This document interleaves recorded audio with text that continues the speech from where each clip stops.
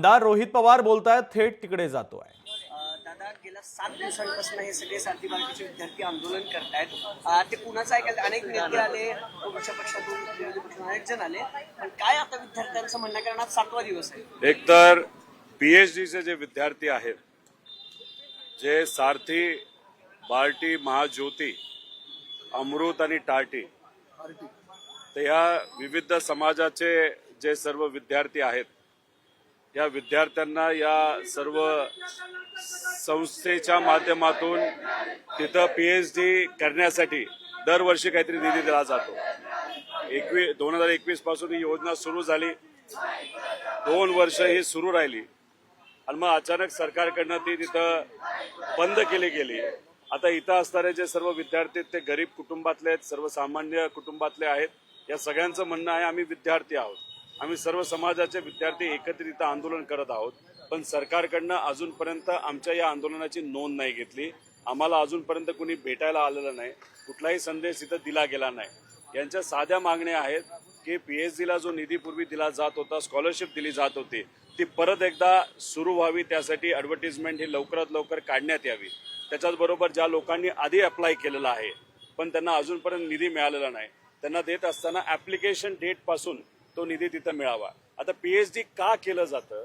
एक तर तुम्हाला प्रोफेसर व्हायचं असेल तर तिथं तुम्हाला पीएचडी लागतं, तुम्हाला सायंटिस्ट व्हायचं असेल ज्याच्याकडून तुम्हाला रिसर्च करायचं असेल। हे सर्व विद्यार्थी ॲग्री आणि नॉन ॲग्रीचे आहेत।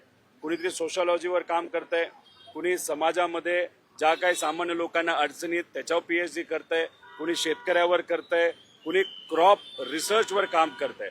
म्हणजे ह्या सर्व विद्यार्थ्यांचे जे रिसर्च आहेत ते आपल्या देशाला प्रगतीच्या पथावर घेऊन जाण्यासाठी अतिशय महत्वाचं आहे।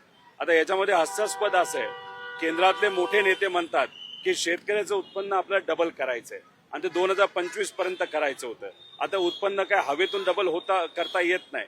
याच्यामध्ये सरकारचं धोरण आणि रिसर्च या दोन्हीचं कॉम्बिनेशन आपण केलं तर शेतकऱ्याचं उत्पन्न हे डबल होणार आहे। पण तुम्ही एका बाजूला रिसर्च संपवताय, रिसर्च दाबताय, हे कितपत योग्य आहे? आणि आज जर आपण बघितलं तर पैसा हा उगाच नको त्या ठिकाणी वाया घातला जातोय, भ्रष्टाचार मोठ्या प्रमाणात होतोय। आता सारथीचे विद्यार्थी इथं बसलेत आणि सारथी ज्या विभागामध्ये येते ते समाज कल्याण, त्याचे सिरसाट हे मंत्री आहेत। एका बाजूला त्यांनी केलेला 5,000चा घोटाळा आम्ही बाहेर काढतो, त्याच्यावर सरकार कुठं काय बोलत नाही।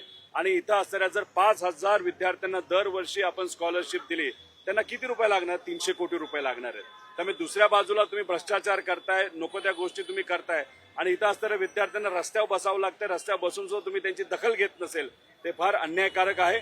आता सारथीच्या प्रमुखांशी आम्ही बोलतो, महाज्योतीच्या प्रमुखांशी आम्ही बोललो, त्याच्याचबरोबर आम्ही चंद्रकांत दादा पाटील साहेबांच्या ऑफिसशी बोललेलो आहे। गोखले इन्स्टिट्यूटमध्ये आज संध्याकाळी 5 वाजता एका कार्यक्रमासाठी ते येणार आहेत, त्यामुळे तिथं जाऊन त्यांना मी भेटणार आहे। काही प्रतिनिधी जे विद्यार्थ्यांचे आहेत, ॲग्रीचे काही, नॉन ॲग्रीचे काही मुली आणि अशा सर्वांना घेऊन त्यांच्याकडे जाऊन, कारण का हे सगळं धोरण बनवायची जबाबदारी ही टेक्निकल आणि हायर एज्युकेशनला दिलेली आहे, जे चंद्रकांत दादा पाटील साहेबांकडे आहे। त्यांना आम्ही विनंती करू आणि कुठेतरी या आंदोलनाची दखल घेत या विद्यार्थ्यांना न्याय द्यावा अशी आम्ही तिथे विनंती करणार आहोत। गेल्या आठवड्यात हे विद्यार्थी राधाकृष्ण पाटलांना सुद्धा भेटले होते सारथीच्या कार्यालयामध्ये, पण त्यांनी असं म्हटलं की तुम्ही आंदोलन करू नका, तुमची जी मागणी आहे ती मान्य होऊ शकत नाही, असं तेव्हा त्यांनी म्हटलेलं होतं। झालंय कसं की ह्या सर्व नेत्यांना अहंकार आलेला आहे। एखादं गरीब जर आंदोलनात बसत असेल तर डायरेक्ट तोंडावर सांगून टाकतात तुम्ही आंदोलनात बसू नका, तुम्हाला यातून काय मिळणार नाही। म्हणजे शेतकरी वाट बघत आहेत, तुम्ही त्यांना मोबदला जो काय आता पाऊस अतिवृष्टी झाली, आता एक मुलगा इथं बसला अक्षरशः रडतोय, तो आहे विदर्भाचा, सोयाबीनचं पीक आहे त्याच्या शेतामध्ये। मी शेताचे आता फोटो बघितले, सगळं पाण्याखाली गेलेलं आहे। एक तर सोयाबीनला भाव नाही आणि जे काय मिळणार होतं ते अख्खं पीक आता त्याचं पाण्याखाली आहे। त्याचा वडील त्याला फोन करून अक्षरशः रडतोय आणि म्हणतोय काय करायचं, मी माझ्या जीवाचं काय बरं वाईट करू का? असे प्रश्न या सर्व मुलांच्या आई वडिलांना आज पडलेत, कारण का सामान्य लोकांना मोठ्या प्रमाणात अडचणी आहेत। त्यामुळे हे जे काही विखे पाटील साहेब आहेत, तुम्ही किती वेळ बसला तुम्हाला न्याय मिळणार नाही। अहो विखे पाटील साहेबांना मला सांगायचंय, हे विद्यार्थी काय एकटे बसले असं समजू नका, याच्या पुढे या विद्यार्थ्यांच्या पाठीमागे आम्ही सर्वजण भक्कमपणे इथं आम्ही त्यांच्या पाठीमागे उभं राहणार आहोत। तुम्ही जर यांची दखल घेतली नाही तर या सरकारला बेदखल व्हावं लागेल। कारण का आज तुम्ही शेतकऱ्यांची दखल घेत नाही, महिला सुरक्षतेची दखल घेत नाही, विद्यार्थ्यांची घेत नाही, युवांची घेत नाही. मग दखल घेता कोणाची? तर फक्त तिथं असणाऱ्या कॉन्ट्रॅक्टरची तुम्ही दखल घेणार आहात का? तर मग ह्या सगळ्या गोष्टींकडे कुठेतरी लक्ष दिलं गेलं पाहिजे. आणि उगाच हे होणार नाही, याच्यापेक्षा हे कसं होईल यासाठी पुढाकार घेण्याची जरूरत आहे. 7 दिवस झाले आंदोलन सुरू आहे. मुख्यमंत्री असतील, उपमुख्यमंत्री असतील, पुण्यात येऊन गेले. त्यांना वाटलं नाही का मुलांची घरी? गरीब मुलं आहेत ना, कॉन्ट्रॅक्टरची पोरं आहेत का? कुणी एखाद्या कॉन्ट्रॅक्टरच्या पोराली ऍक्सिडेंट केला, सहजपणे तुम्ही तिथे सोडून देता. एखाद्या कॉन्ट्रॅक्टरच्या पोराली एखाद्या महिलेवर, मैत्रिणीवर गाडी तिथं चालवली तरी त्याच्यावर कुठं काय होत नाही. एखादा नेत्याचा मुलगा गाडी चालवत जर मुंबईमध्ये एखादं तिथं काही गोष्ट करत असेल तर तुम्ही अप्रत्यक्षपणे 72 तास त्याला एखाद्या खोलीमध्ये लपून तिथं कुठेही ब्लड टेस्ट होणार नाही याची दक्षता घेऊन त्याला तुम्ही वाचवता. आणि दुसऱ्या बाजूला गरीब लोक जेव्हा तिथं आंदोलन करतात त्या गरीबाकडे साधं तुम्ही बघत सुद्धा नाही का? फक्त सामान्य लोकांची पोरं आहेत. नाही तर तुम्हाला असं वाटत असेल की मूलभूत प्रश्नांकडे लक्ष न देता समाजाला, महाराष्ट्राला जाती धर्माच्या वादामध्ये अडकून ठेवायचं. तिथं गरीब लोक मेली तरी चालेल, पण आपली राजकीय पोळी मात्र त्या ठिकाणी आपल्याला भासता यावी अशी भूमिका या सर्व मोठ्या नेत्यांची असावी. म्हणून या गरीबाची दखल तिथं कुठेही घेतलेली नाही. दादा, कालचा तुमचा जो व्हिडिओ व्हायरल झाला ना, खरं तर तुम्ही ज्या कुटुंबातून येता, पवार कुटुंब, अधिकाऱ्यांकडनं कसं काम करून घ्यायचं ट्रेनिंग तुम्हाला लहानपणापासून मिळतं. काल रोहित दादा आक्रमक दिसले, एकदम आवाज चढला, अधिकाऱ्यांना आरोतुर झालं, त्यावरून भरपूर टीका करतायत. म्हणतात की पवारांच्या घरातून अशा अपेक्षा नाही. तुम्ही चुकलात असं तुम्हाला वाटतं? हे बघा, 2 टाईपचे अधिकारी असतात.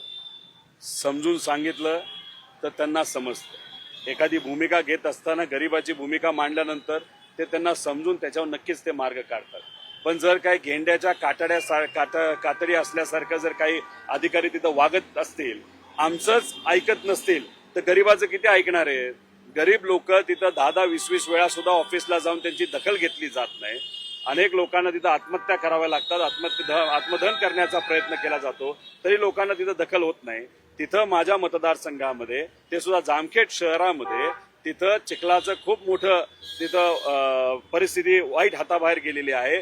पिण्याचं पाण्याचं तिथं नियोजन योग्य नाही. 70 कोटीची आम्ही योजना तिथं केलेली आहे आणि ती पावसात सुद्धा गुडघ्या एवढं पाणी असताना तो सिमेंटचं काम तिथं केलं जातं. आता हे अधिकारी बदलून जातील, पण तिथं सोसावं लागणार आहे सामान्य लोकांना. एक गोष्ट मी इथं सांगतो की रोहित पवार एका व्यक्तीसारखा आहे, नाही तर दुसऱ्या व्यक्तीसारखा आहे असं नाही. रोहित पवारची ओरिजिनल स्टाईल आहे. रोहित पवार चांगलंही बोलू शकतो, अभ्यासही बोलू शकतो आणि वाटेल तिथं आक्रमक सुद्धा होऊ शकतो. कारण का आमची सुद्धा सटकते, पण आमची जेव्हा सटकते ती का आमची स्वहितासाठी सटकत नाही, आमची सटकली तर गरिबासाठी सटकते आणि सामान्य लोकांसाठी सटकते. त्यामुळे याच्या पुढे जो अधिकारी चांगला, एक दिवस पूर्वी आमचे तहसीलदार कर्जतचे तिथं असणारे बीडीओ चांगलं काम करतात, भ्रष्टाचार अजिबात ते करत नाही, त्यांची प्रशंसा केली. पण जो अधिकारी कामच करत नाही आणि बोलून सुद्धा काम करत नसेल तर कुठं ना कुठंतरी एक योग्य अशी भाषा सुद्धा तिथं वापरणं हे आम्हाला योग्य वाटतं. फक्त आम्ही बोलत असताना आम्ही आई वडील कोणाचा काढत नाही, आम्ही कमरेच्या खाली तिथं जात नसतो. बाप कसा काढला? पैसा बापाचा आहे का म्हणजे तुमच्या घराचा पैसा आहे का? आम्ही कोणाच्या बापावर नाही तर ह्याच्यावर आम्ही तसे वेगळ्या पद्धतीने शंका घेत नाही. त्यामुळे पैसा हा गरिबाचा आहे आणि तोच पैसा तुम्ही तुमच्या खिशामध्ये घालत असाल आणि पैसा जर वाया घालवत असाल तर हे आम्ही पटवून घेणार नाही. त्यामुळे हा आमचा स्वभाव आहे. आम्ही कोणाला कॉपी करत नाही. जी काय स्टाईल आहे, जशी युवाची एक स्टाईल असते तशी आमची स्टाईल आहे आणि ही स्टाईल अशीच कायम त्या ठिकाणी राहील. सटकते आमची गरीब. दादा, गडकरी आरक्षण या सगळ्या गोष्टीवरती अजित पवारांकडून सध्या परिवार मिलन कार्यक्रम सुरू आहे. म्हणजे सगळीकडे ते भेटतायत. तर मग या परिवाराला काय भेटत नाही? दारांकडेच निधी नाही आमच्या. धोरण चंद्रकांत दादा पाटील हे बनवणार आहे, निधी अजित दादा पवार तिथं देणार आहेत, निर्णय मुख्यमंत्री देवेंद्र फडणवीस साहेब करणार आहेत. एकनाथ शिंदे साहेबांचा काय रोल आहे का बघावं लागेल.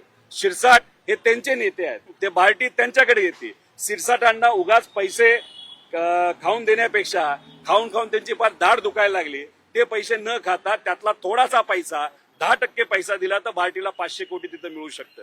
त्यामुळे उगाच टाइमपास न करण्यापेक्षा, जातीचं राजकारण करण्यापेक्षा हे जे काही समाजनिहाय या सगळ्या संस्था आहेत त्यांना 1000 कोटी प्रत्येकी तुम्ही देऊन या मुलांना जे कोणी अप्लाय करतील त्यांना स्कॉलरशिप द्यायला काय हरकत आहे. एका बाजूला शक्ती मार्ग करतात, त्यात 35,000 कोटीचा मलिदा तुम्ही खाणार आहात. इथं पुण्याचा जो रिंग रोड आहे 14,000 कोटीचा होता, आता त्याची किंमत 1.5 वर्षामध्ये 42,000 कोटीला गेलेली आहे.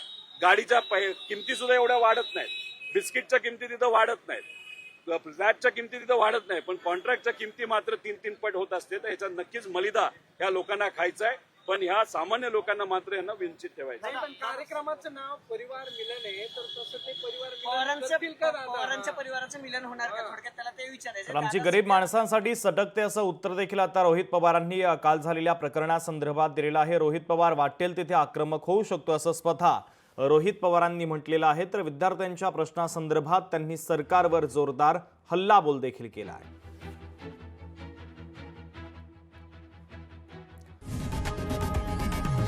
लोकशाही मराठी ऐका, पहा, जागरूक रहा.